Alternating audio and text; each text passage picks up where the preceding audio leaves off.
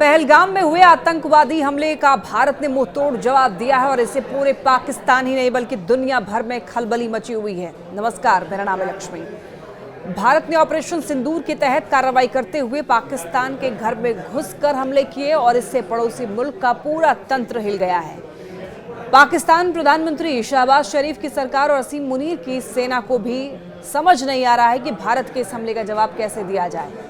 अब इसको लेकर पाकिस्तान में एक बार फिर सेना और सरकार के रुख में अंतर दिखने लगा है। भारत के हमले के बावजूद सरकार ने बदले को लेकर बहुत आक्रामक प्रतिक्रिया नहीं दी है। प्रधानमंत्री शहबाज शरीफ ने कहा कि पाकिस्तान के पास भारत के हमले का जवाब देने का अधिकार है। उन्होंने अपनी सेना को भारत के हमले का जवाब देने की छूट देने की बात कही है। वहीं उनके रक्षा मंत्री ख्वाजा आसिफ ने कहा है कि अगर भारत और हमले नहीं करता है तो फिर उनका देश इस मामले को और आगे बढ़ाने के मूड में नहीं है। दूसरी तरफ सेना ने यह भी कहा है कि भारत के हमले का वो माकूल जवाब देगी।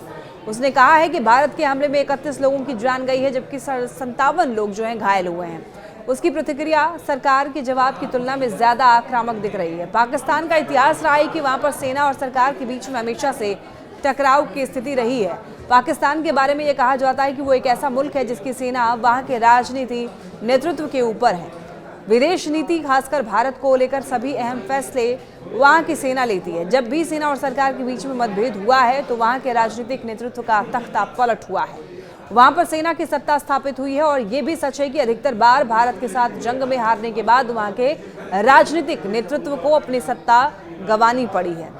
जुल्फिकार अली भुट्टो से लेकर के नवाज शरीफ तक इसका लंबा इतिहास रहा है और इस वक्त पाकिस्तान गंभीर आर्थिक संकट से जूझ रहा है। बीते कुछ महीनों के दौरान ही शहबाज शरीफ सरकार ने आर्थिक सुधार से जुड़े हुए कई कदम उठाए हैं और इस कारण अर्थव्यवस्था पटरी पर लौट ही रही थी। पाकिस्तान थोड़ी स्थिरता की ओर लौट ही रहा था। ऑपरेशन सिंदूर से पहले पाकिस्तान का राजनीतिक नेतृत्व बार बार भारत के साथ किसी टकराव से बचने की बात कह रहा था, लेकिन ऐसी खबरें आती रहीं कि असीम मुनीर की सेना शहबाज शरीफ के नेतृत्व को अपने लिए चुनौती मानने लगे हैं और इसी कारण मुनीर ने पहले पहलगाम में आतंकवादी हमले करवाए और फिर भारत के साथ टकराव मोल लेकर जनता में अपने लिए सहानुभूति बटोर रहे हैं और इससे शहबाज शरीफ की सरकार धर्म संकट में उलझ गई है।